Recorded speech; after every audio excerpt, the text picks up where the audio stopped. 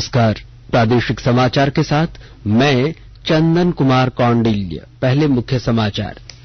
राज्य की 10,000 से अधिक पोषण सखियों की सेवा समाप्त। चतरा सांसद ने केंद्र और राज्य से सेवा जारी रखने के लिए आवश्यक कदम उठाने की मांग की। राज्य सरकार औद्योगिक प्रशिक्षण संस्थानों में 727 प्रशिक्षण अधिकारियों की करेगी नियुक्ति। 12 अप्रैल से भरे जाएंगे ऑनलाइन आवेदन। राष्ट्रीय परीक्षा एजेंसी ने संयुक्त प्रवेश परीक्षा जेईई मेंस 2022 के पहले और दूसरे सत्रों की तिथियों में किया संशोधन। विश्व स्वास्थ्य दिवस पर प्रधानमंत्री ने लोगों के अच्छे स्वास्थ्य की कामना की। लोकसभा अध्यक्ष ने योग के प्रचार और अभ्यास को बढ़ावा देने पर दिया जोर। और सिमडेगा में अंतर्राष्ट्रीय हॉकी स्टेडियम का निर्माण कार्य 80% पूरा। चाईबासा में प्रस्तावित हॉकी और फुटबॉल स्टेडियम निर्माण जल्द होगा शुरू। और अब समाचार विस्तार से। राज्य सरकार ने कुपोषण से निपटने के लिए केंद्र प्रायोजित समेकित बाल विकास योजना के तहत बहाल पोषण सखियों की सेवा समाप्त कर दी है। विभाग ने 1 अप्रैल 2022 की तिथि से इनकी सेवा समाप्त किए जाने का आदेश जारी कर दिया है। इन्हें 31 मार्च 2022 तक के लिए बकाया मानदेय का भुगतान किया जाएगा। केंद्र सरकार के निर्देश पर पिछली भाजपा सरकार में राज्य के 6 जिलों धनबाद, गिरिडीह, दुमका, गोड्डा, कोडरमा और चतरा में पोषण सखियों की नियुक्ति हुई थी। इन्हें प्रति माह 3,000 रुपए मानदेय दिया जा रहा था। केंद्र ने इस मद में मानदेय की राशि देनी बंद कर दी है, जिसके बाद राज्य सरकार ने पोषण सखियों की सेवा समाप्त करने तथा बकाया मानदेय का भुगतान राज्यांश से करने का निर्णय लिया है। बता दें कि पोषण सखियां बकाया मानदेय भुगतान और मानदेय की राशि बढ़ाने और स्थायीकरण की मांग को लेकर विधानसभा के पूरे बजट सत्र के दौरान आंदोलनरत रही। पोषण सखियों के बकाया मानदेय का मामला विधानसभा में भी उठा था। विभागीय मंत्री जोबा मांझी ने बकाया भुगतान का आश्वासन देते हुए स्वीकार किया था कि पोषण सखियों की आवश्यकता सभी जिलों में है। इधर चतरा लोकसभा सांसद सुनील सिंह ने राज्य की पोषण सखियों की सेवा समाप्त करने का मामला लोकसभा में उठाया है। साथ ही उन्होंने केंद्रीय महिला बाल विकास मंत्री को भी पत्र लिखा है। उन्होंने कहा है कि राज्य की पिछली भाजपा सरकार ने धनबाद, गिरिडीह, दुमका, गोड्डा, कोडरमा और चतरा में 10,388 पोषण सखियों की बहाली की थी। उन्होंने केंद्र और राज्य सरकार से पोषण सखियों की सेवा स्थायी रूप से जारी रखने के लिए आवश्यक कदम उठाने की मांग की है। इधर राज्य सरकार औद्योगिक प्रशिक्षण संस्थानों में 727 प्रशिक्षण पदाधिकारियों की नियुक्ति करेगी। इनमें 701 नियमित और 26 बैकलॉग पद शामिल हैं। श्रम नियोजन और प्रशिक्षण विभाग की अनुशंसा पर झारखंड कर्मचारी चयन आयोग ने बुधवार को नियमित एवं बैकलॉग पदों के लिए अलग अलग विज्ञापन जारी कर दिया है। इन पदों पर नियुक्ति झारखंड औद्योगिक प्रशिक्षण अधिकारी प्रतियोगिता परीक्षा 2022 के माध्यम से होगी। दोनों श्रेणी के पदों के लिए एक ही परीक्षा ली जाएगी। प्रतियोगिता परीक्षा में शामिल होने के लिए 12 अप्रैल से 12 मई तक ऑनलाइन आवेदन भरे जाएंगे। परीक्षा शुल्क का भुगतान 14 मई तक होगा और फोटो एवं हस्ताक्षर अपलोड करने की अंतिम तिथि 16 मई है। ऑनलाइन आवेदन में किसी प्रकार का संशोधन 17 से 19 मई के बीच होगा। इस प्रतियोगिता परीक्षा में शामिल होने के लिए सामान्य श्रेणी के अभ्यर्थियों को झारखंड के स्कूल कॉलेजों से मैट्रिक और इंटरमीडिएट उत्तीर्ण होना अनिवार्य है। आरक्षित श्रेणी के अभ्यर्थियों को इससे छूट रहेगी। वहीं परीक्षा शुल्क 100 रुपए है। SC/ST के लिए यह शुल्क 50 रुपए, जबकि 40% दिव्यांगता वाले अभ्यर्थियों को परीक्षा शुल्क से पूरी तरह से छूट है। राष्ट्रीय परीक्षा एजेंसी NTA ने संयुक्त प्रवेश परीक्षा जेईई मेंस 2022 के लिए संशोधित कार्यक्रम जारी कर दिया है। सत्र 1 और 2 की तिथियों में संशोधन किया गया है। जेईई मेन सत्र 1 अब 20, 21, 22, 23, 24, 25, 26, 27, 28 और 29 जून 2022 को आयोजित किया जाएगा। वहीं जेईई मेन सत्र 2 अब 21, 22, 23, 24, 25, 26, 27, 28, 29 और 30 जुलाई 2022 को आयोजित किया जाएगा। NTA ने बताया है कि सत्र 1 के लिए पंजीकरण समाप्त हो गया है और सत्र 2 के लिए ऑनलाइन आवेदन पत्र आमंत्रित करने के कार्यक्रम की घोषणा जल्द ही की जाएगी। भारतीय जनता पार्टी आज से सामाजिक न्याय पखवाड़ा मना रही है। 20 अप्रैल तक पार्टी के कार्यकर्ता सरकार की कल्याणकारी योजनाओं की जानकारी देने के लिए बूथ, ब्लॉक और जिला स्तर पर विविध प्रकार के कार्यक्रमों को आयोजित करेंगे। इधर राष्ट्रव्यापी टीकाकरण के तहत देश में अब तक 1,85,20,00,000 से अधिक कोविड रोधी टीके लगाए जा चुके हैं। स्वास्थ्य मंत्रालय ने कहा कि कल 15,37,000 से अधिक टीके लगाए गए।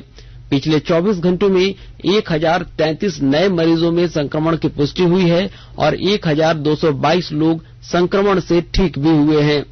देश में इस समय कुल 11,639 लोगों का उपचार चल रहा है। संक्रमण से स्वस्थ होने की दर 98.76% है। और आकाशवाणी के ताजातरीन समाचारों के लिए आप हमारी वेबसाइट newsonair.com पर लॉग इन कर सकते हैं। ताजा समाचार Twitter handle @AIR News Alerts और Facebook page all India radio news पर भी उपलब्ध है।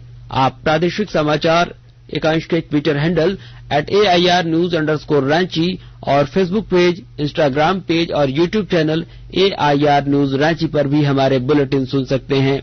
प्रादेशिक समाचार आप आकाशवाणी रांची से सुन रहे हैं और अब पेश है कोरोना से बचाव के कुछ संदेश। कोविड-19 से बचाव और सुरक्षित रहने के 3 उपाय। मास्क लगाएं, 2 गज दूरी है जरूरी, सुरक्षित दूरी रखें, हाथ और मुंह साफ रखें।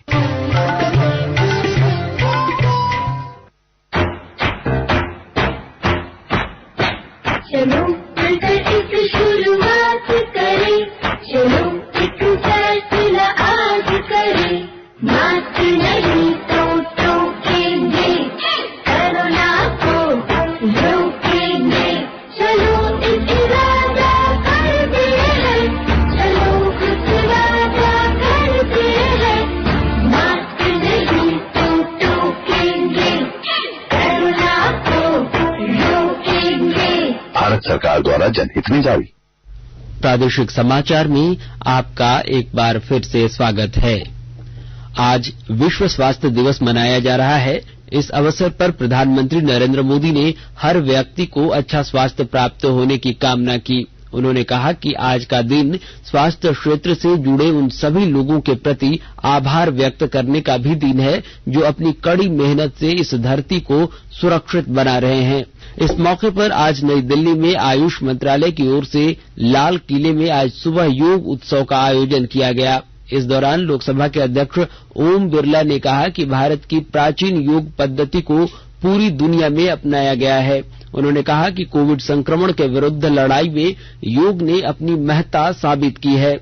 उन्होंने योग के प्रचार और अभ्यास को बढ़ावा देने पर बल दिया। वहीं आयुष मंत्री सर्बानंद सोनोवाल ने कहा कि योग शरीर और मन के बीच सामंजस्य स्थापित करता है। ये चुनौतियों का सामना करने की क्षमता विकसित करता है। और रामगढ़ जिले में महिला स्वास्थ्य एवं जागरूकता अभियान के तहत महिलाओं के लिए निःशुल्क शिविर का आयोजन हुआ। विशेष जानकारी दे रहे हैं हमारे संवाददाता।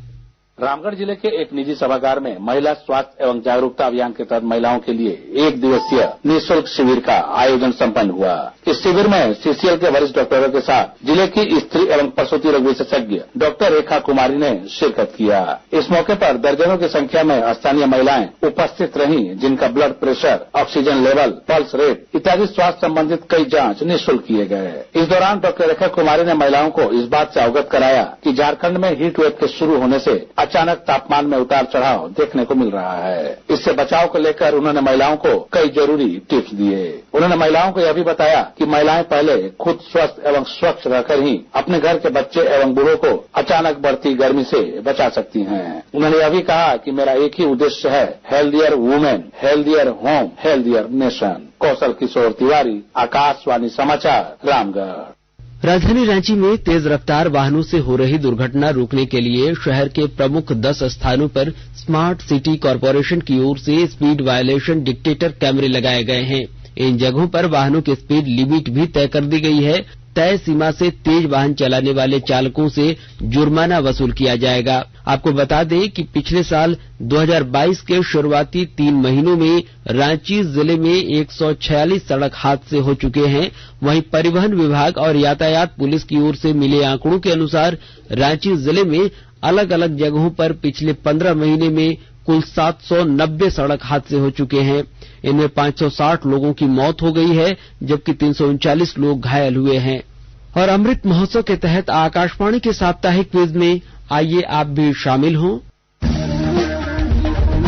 आजादी के 75 वर्षों का पर्व अमृत महोत्सव प्रत्येक बुधवार शाम 7 बजे प्रसारित होने वाले प्रादेशिक समाचार के दौरान पूछे गए प्रश्न का सही उत्तर देने वाले एक प्रतिभागी इनाम का हकदार होगा। इसके लिए सुनते रहें आकाशवाणी रांची का प्रसारण।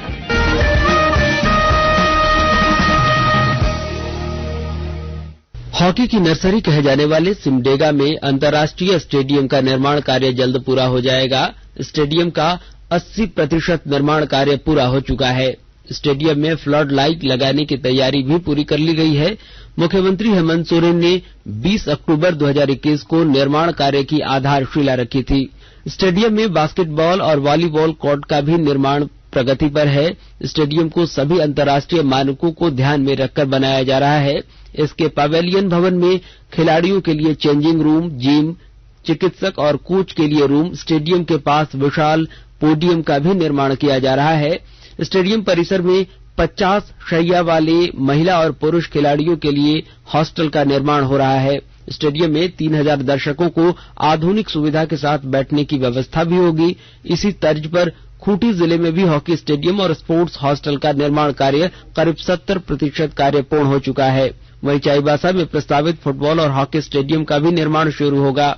FIS महिला जूनियर विश्व कप के क्वार्टर फाइनल में कल भारत का मुकाबला दक्षिण कोरिया से होगा। दक्षिण कोरिया में क्वार्टर फाइनल से पहले भारतीय टीम दक्षिण कोरिया के खिलाफ अपने महत्वपूर्ण मुकाबले से पहले काफी उत्साहित है। भारतीय जूनियर महिला टीम ने ग्रुप डी के राउंड रोबिन मुकाबलों में वेल्स को 5-1 से, जर्मनी को 2-1 से और मलेशिया को 4-0 से हरा दिया है। झारखंड के गुमला जिले की एथलीट सुप्रीति कच्छप ने आगामी 2 से 7 अगस्त तक कोलंबिया में आयोजित होने वाले विश्व अंडर 20 एथलेटिक्स चैंपियनशिप में अपनी जगह पक्की कर ली है।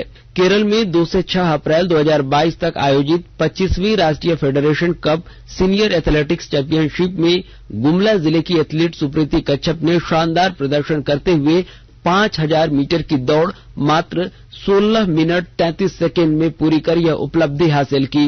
एथलीट ने विश्व अंडर 20 एथलेटिक्स चैंपियनशिप 2022 कोलंबिया के लिए दिए गए क्वालिफाई मार्क 16 मिनट 40 सेकेंड से लगभग 7 सेकेंड पहले ही दौड़ पूरी कर ली।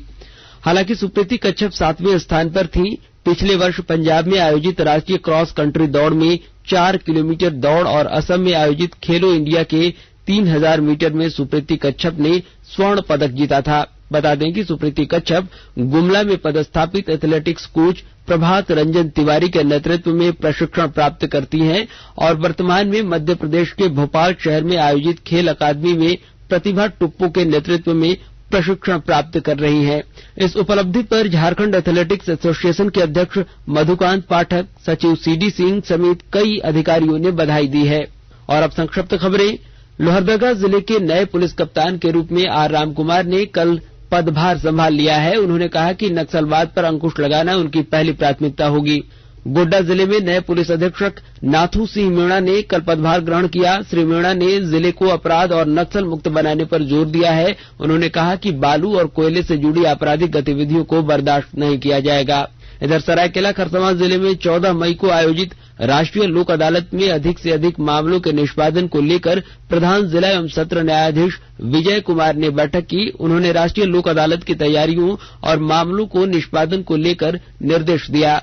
और गोड्डा की ललमटिया पुलिस ने बसडीहा से एक 22 वर्षीय युवक का शव बरामद किया है। शव उसके घर के पीछे नाले में मिला है। यह युवक 2 दिनों से लापता था। युवक के पिता ने हत्या की आशंका जताई है, लेकिन पुलिस इससे इनकार कर रही है। और अंत में मुख्य समाचार एक बार फिर। राज्य की 10,000 से अधिक पोषण सखियों की सेवा समाप्त। चतरा सांसद ने केंद्र और राज्य से सेवा जारी रखने के लिए आवश्यक कदम उठाने की मांग की। राज्य सरकार औद्योगिक प्रशिक्षण संस्थानों में 727 प्रशिक्षण अधिकारियों की करेगी नियुक्ति। 12 अप्रैल से भरे जाएंगे ऑनलाइन आवेदन। राष्ट्रीय परीक्षा एजेंसी ने संयुक्त प्रवेश परीक्षा JEE मेंस 2022 के पहले और दूसरे सत्रों की तिथियों में किया संशोधन। विश्व स्वास्थ्य दिवस पर प्रधानमंत्री ने लोगों के अच्छे स्वास्थ्य की कामना की। लोकसभा अध्यक्ष ने योग के प्रचार और अभ्यास को बढ़ावा देने पर दिया जोर।